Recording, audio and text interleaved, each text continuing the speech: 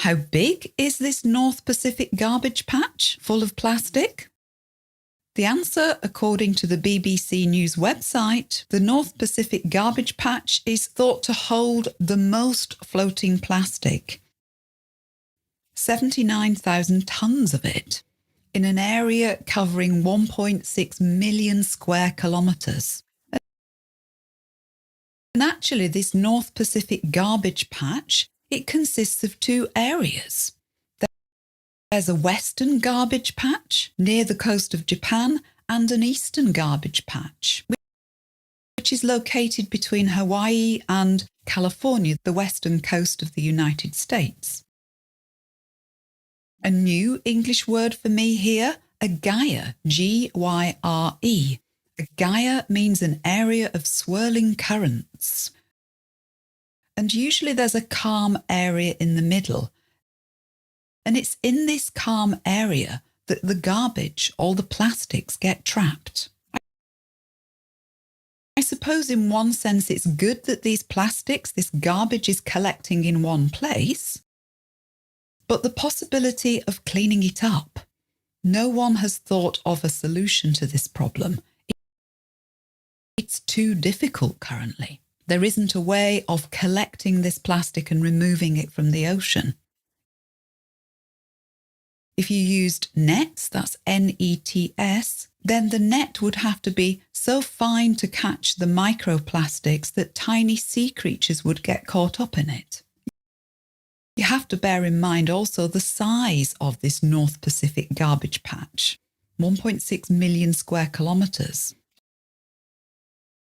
It's not really feasible to take boats in there and to gradually haul the plastic out. And actually much of this plastic is believed to rest on the ocean floor, at the bottom of the sea. It's thought that 70% of the plastics sink to the bottom of the sea, so it's not easy to collect.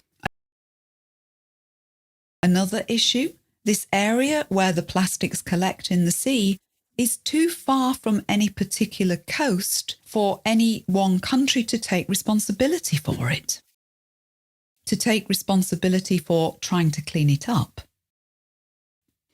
Did you know that an estimated £33 billion of plastic enters our oceans every year?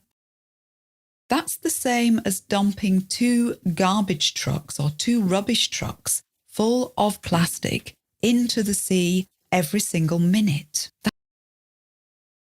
That's a lot. Just think about it. Every minute that passes, our oceans are becoming more polluted with plastic.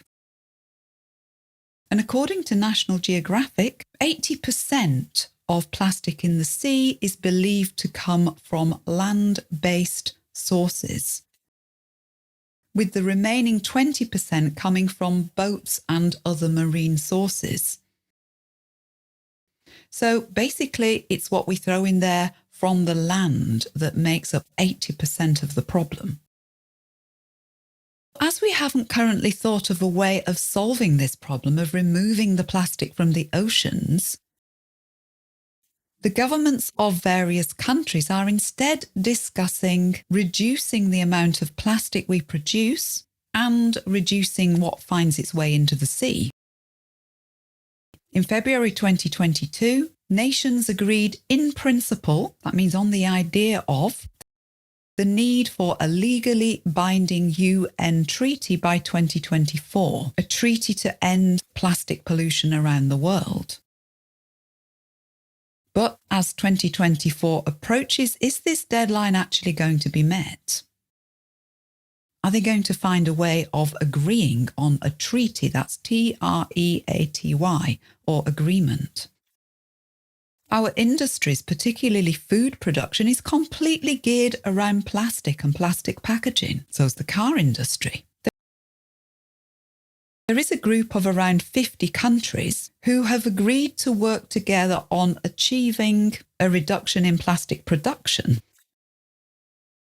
But there are also a powerful group of countries whose economies depend on the petrochemical industries. They're reluctant to reduce production and are talking instead about recycling being the solution. These countries include China, the US, Saudi Arabia, and other OPEC countries, countries concerned with oil production, of course. So as with many things, it's the economic forces.